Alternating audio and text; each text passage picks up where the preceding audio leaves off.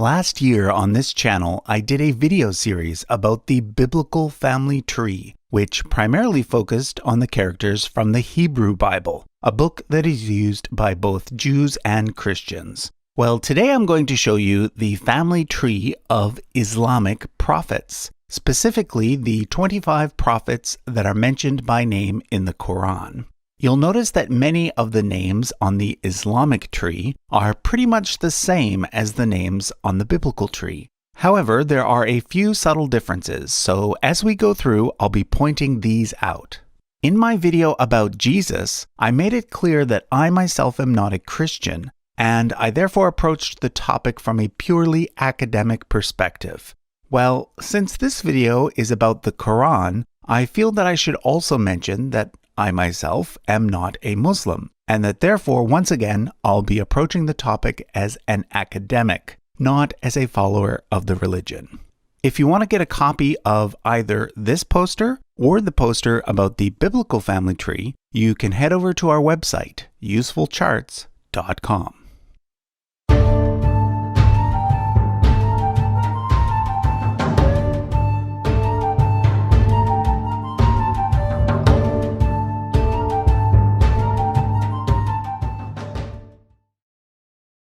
So the first thing you'll notice about the Islamic version of the family tree is that it does not include any images of the various people on it. Most people are familiar with the fact that Muslims consider it offensive to draw or make any lifelike depiction of the Prophet Muhammad. Well, generally speaking, this rule applies to all of the Islamic prophets, not just to Muhammad. So that's why I've chosen to use icons made out of calligraphy instead. And by the way, the artwork was done by my good friend Siawish from the Islamic history channel al-kurān. So shout out to him for his great work. Like the biblical family tree, the Islamic version starts with Adam and Eve, the first man and first woman, although in Islam, Eve is usually called Hawa. Another major difference that I should point out is the fact that the 25 individuals highlighted on the Islamic chart are all considered to be prophets, whereas on the biblical chart, the word prophet is only used for certain individuals, such as Moses or Elijah.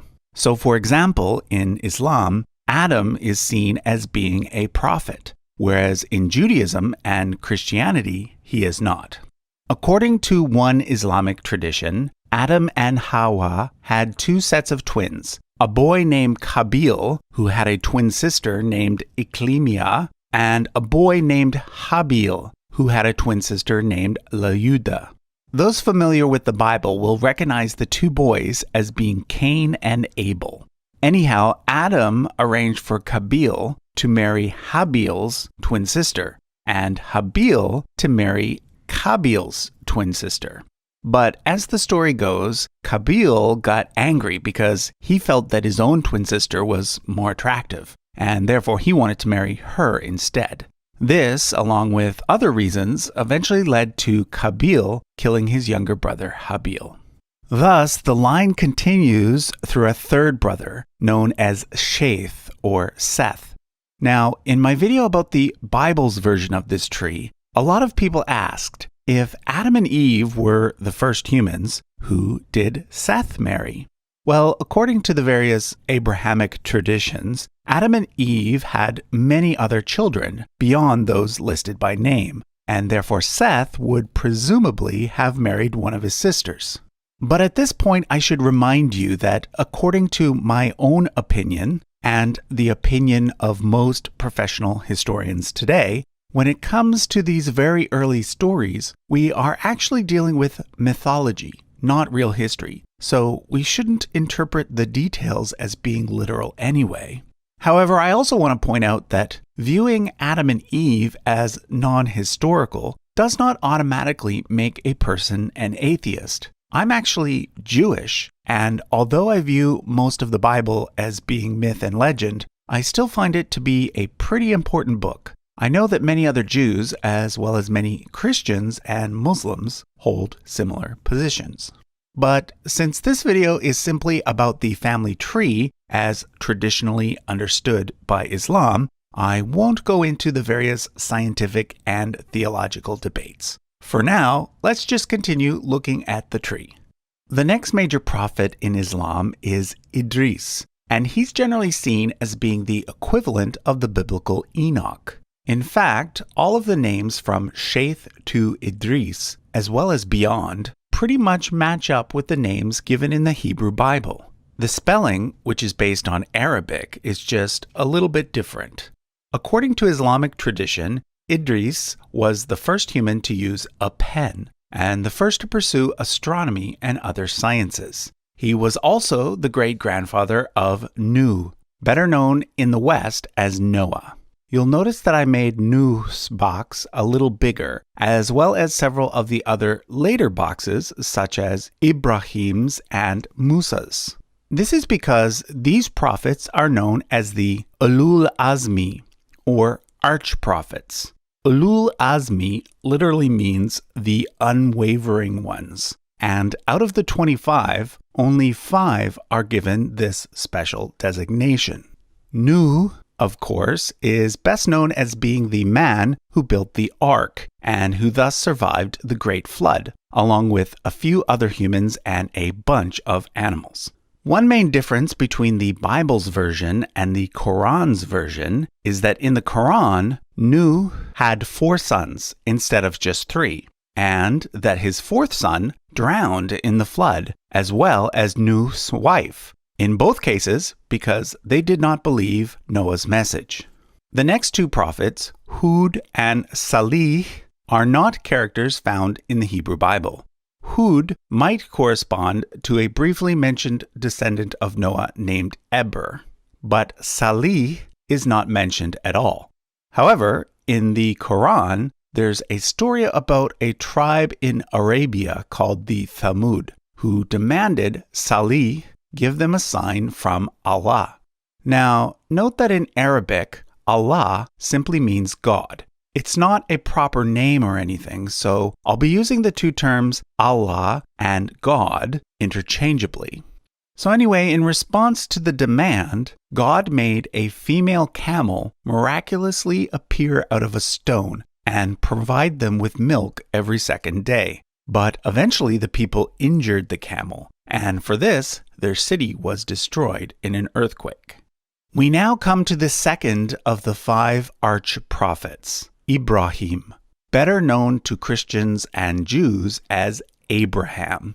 At this point, there's a very important split in the tree, as well as several major differences between the Quranic version of events and the biblical version of events. According to both traditions, Ibrahim had 2 main sons, Ismail and Ishaq, also known as Ishmael and Isaac.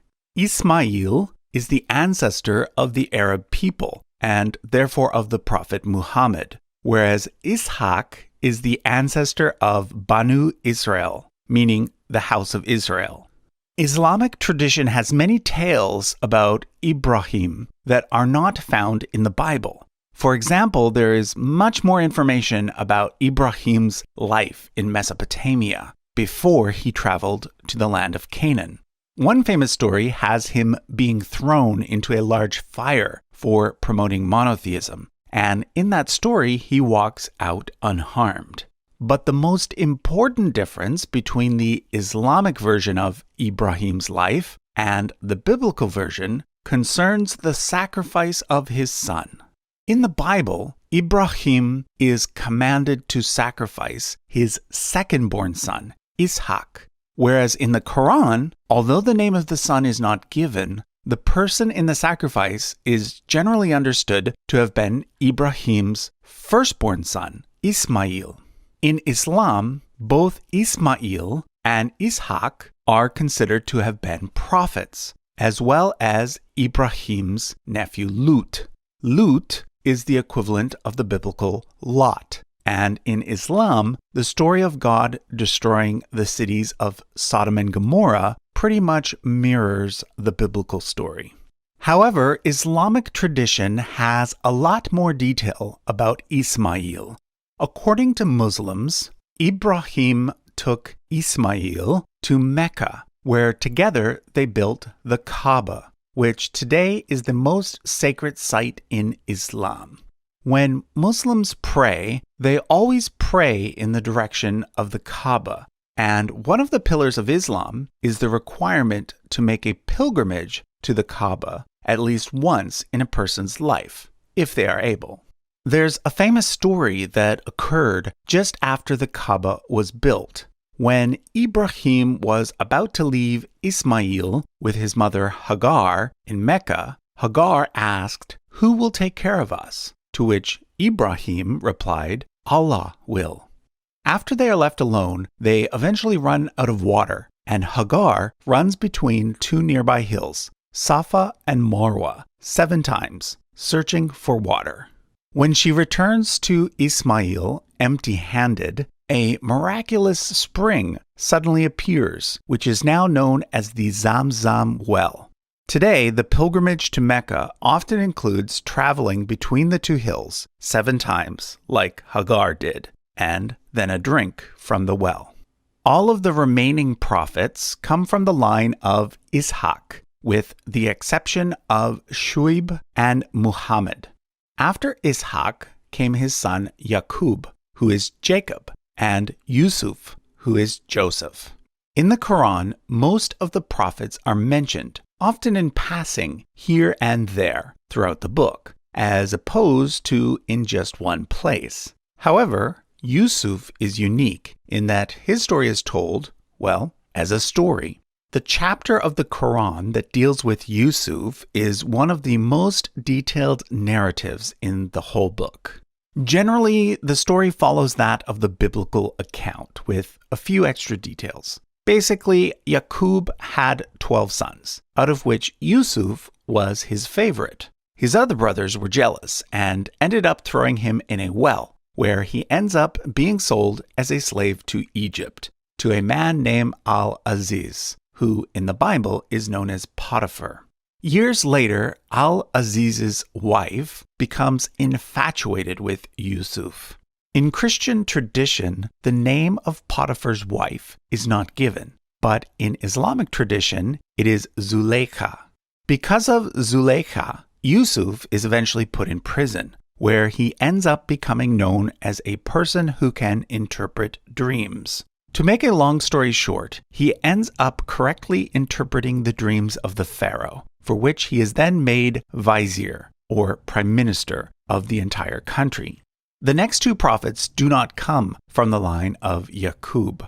In Islam, Ayub, who is known as Job in the Bible, is thought to have been a descendant of Yaqub's brother Al-Alyas, aka Esau, whereas Shuaib is thought to have been a descendant of another son of Ibrahim, known as Madian. Interestingly, although Islam originated in Arabia, only 4 of the 25 prophets named in the Quran lived there. Shuaib is one of those 4, the others being Hud and Salih, who I mentioned earlier, and of course, Muhammad. I should also mention that although only 25 prophets are mentioned in the Quran, it is traditionally understood that there were about 124,000 prophets. So perhaps there were more in Arabia that were simply not mentioned. Anyhow, most scholars believe that Shuaib is the person who is called Jethro in the Hebrew Bible. He was a priest in the land of Midian, which is located next to the Sinai Peninsula, and it was his daughter Sephora, in Hebrew Zipporah, who became the wife of the next major prophet of Islam, Musa. Musa, better known in the English-speaking world as Moses, was the 3rd of the 5 Ulul Azmi, or arch-prophets. And in fact, his name is mentioned in the Quran more than any other prophet, showing up a total of 135 times. Musa and his brother Harun, known in English as Aaron, are primarily associated with the Exodus story. I won't go through that story in this video because most people are already familiar with it. And also, I'll be doing an entire episode on Moses next week. But I will mention that Musa is the first of 4 prophets to be associated with the giving of a holy book. Obviously, the Quran is the most holy book in Islam. However, there are 3 other books that Muslims consider to be holy, and all 3 of these are mentioned by name in the Quran itself. The first is the Tawrat, better known as the Torah, which was supposedly written down by Musa. Because of his association with the Torah, Musa, or Moses, is of course one of the most important prophets in Judaism, and is in fact generally considered to be the founder of the Jewish religion. Like I said, I'll be doing an entire episode on Moses next week, particularly looking at his potential existence from a historical perspective. So I won't say much about him now. Next, we come to the most mysterious of the 25 prophets, Dhu Kifl. In fact, some Muslim scholars do not consider this person to have been a prophet at all. He is only mentioned in the Quran twice, and there is no agreement on which Bible character, if any, he might correspond with. The leading theory is that he is the same person as the biblical prophet Ezekiel, but again, this is debated. The only thing we really know about him is that he preached in Babylon, and that his name means owner of the double. Next on the list are the only 2 individuals who, at the same time as being prophets, also held the title of king, Dawood and Suleiman. In English, David and Solomon. This father and son pair descend from a son of Yaqub named Yahuda, or Judah, whereas Musa and Harun come from a son named Lawi, or Levi. Like Musa, Dawood is associated with a specific holy book, in this case a book called the Zabur. Generally speaking, the Zabur is thought to correspond to the book of the Bible known as the Psalms. I'll also point out that Suleiman is a name that has been used by many Islamic monarchs over the centuries, most notably by the greatest of the Ottoman sultans, Suleiman the Magnificent. Next up comes the prophet Ilyas and his successor Ilyasa, both of whom are thought in Islamic tradition to be descendants of Harun, and who correspond to the biblical Elijah and Elisha. Like in the Bible, in Islam, Ilyas is said to have prophesied during the reign of an Israelite king named Ahab. If you watched my series on biblical genealogy, you'll know that Ahab is important in that he is one of the earliest characters in the Bible, and thus in Islamic tradition as well, for which we have indisputable evidence for in the archaeological record. In Islam, Ilyas is often associated with a figure called Khidr. Although he is not mentioned by name in the Quran, Khidr appears in the accounts of several prophets, most notably Ilyas. Who exactly Khidr was or is up for debate. Some see him as kind of an angel, whereas others see him as more of a saint. I should also mention that although Ilyas, or Elijah, isn't considered to be one of the arch-prophets in Islam, he is generally considered to be one of the 2 most important prophets in Judaism, the other being Moses. Okay, another prophet mentioned in the Quran is Yunus, who corresponds to the biblical Jonah, who was the prophet who got swallowed by a giant fish. We then come to Zachariah, Yahya, and Isa, all characters who appear in the Christian New Testament, not in the Hebrew Bible, which Christians call the Old Testament. Zachariah was a priest and was the father of Yahya, who in the New Testament is known as John the Baptist. According to the Quran, Zachariah's wife had a sister who was married to an elderly man named Imran. Imran was the father of Maryam, but then after Imran's death, Maryam came under the guardianship of her uncle Zachariah. Maryam is, of course, the woman better known to Christians as Mary. However, Maryam is also a very important figure in Islam. In fact, some Muslims, albeit a small minority, see Maryam herself as a prophet. Of course, even more well-known than Maryam is her son Isa, known to Christians as Jesus. In both Christianity and Islam, Mary is said to have given birth to Jesus as a virgin. However, according to Christians, Jesus did have a father, and that father was God. But according to Islam, Isa simply did not have a father. So for Muslims, Isa is not the Son of God. He is, however, considered to be the Messiah and one of the 5 arch-prophets. He is said to have received the 3rd of the 4 holy books of Islam, a book called Injil.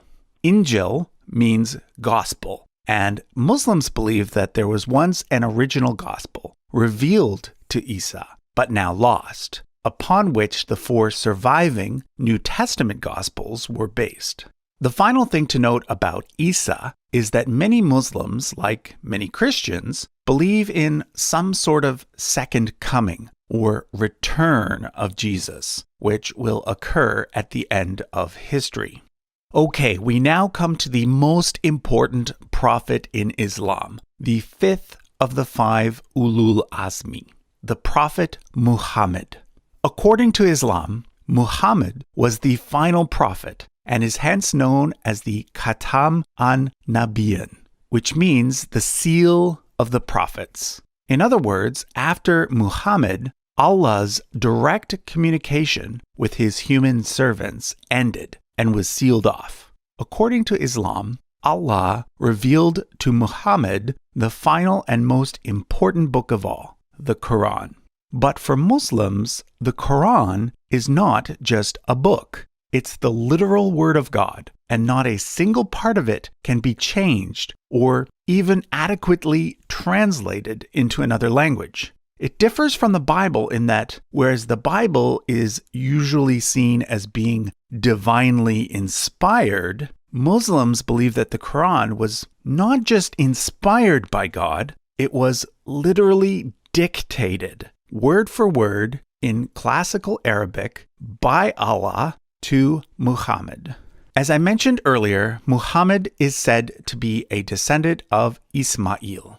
The genealogy is not actually given in the Quran, but there is a well-established tradition that traces his line back to a patrilineal ancestor named Adnan, who in turn was said to have been a descendant of Ismail.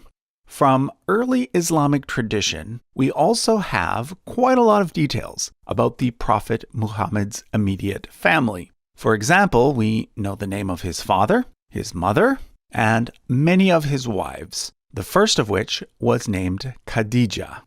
Only 4 of his biological children lived to adulthood, all 4 being daughters that he had with Khadija. However, of these 4 daughters, only one, Fatima, has descendants that are still living today, through her sons Hassan and Hussein. Fatima married Muhammad's first cousin, Ali. According to Shia Muslims, Ali was the legitimate successor of Muhammad, whereas according to Sunni Muslims, Muhammad was first succeeded by his father-in-law Abu Bakr, second by his father-in-law Umar, third by his son-in-law Uthman, and then fourth by Ali. Sunni Muslims consider these 4 men to have been the first 4 caliphs of Islam, and they refer to them as the Rashidun, meaning the rightly guided ones. After the death of Ali, the caliphate was first held by the Umayyad dynasty, the family of Uthman, and then by the Abbasid dynasty. You can see from the chart that these dynasties, note that the Umayyads used the white flag and the Abbasids used the black flag, were both closely related to the Prophet. However, neither were his descendants. For more information on the family tree of Muhammad, as well as of the Umayyad and Abbasid caliphs, you can check out the 2 videos done on this topic by Useful Charts and al-Muqaddimah. I'll leave a link to those in the description. Finally, remember how I mentioned earlier that I'd be doing a full episode on Moses next week? Well, that video will actually be part of a series that will also include videos by the channels Let's Talk Religion and al-Muqaddimah. While I, as a Jew, will be talking about the historical evidence for Moses, Let's Talk Religion will be discussing the historical evidence for Jesus, and al-Muqaddimah will be discussing the historical evidence for Muhammad. So if you're interested in learning more about the history surrounding Islam's final prophet, as well as both Musa and Isa, you'll want to keep an eye out for that.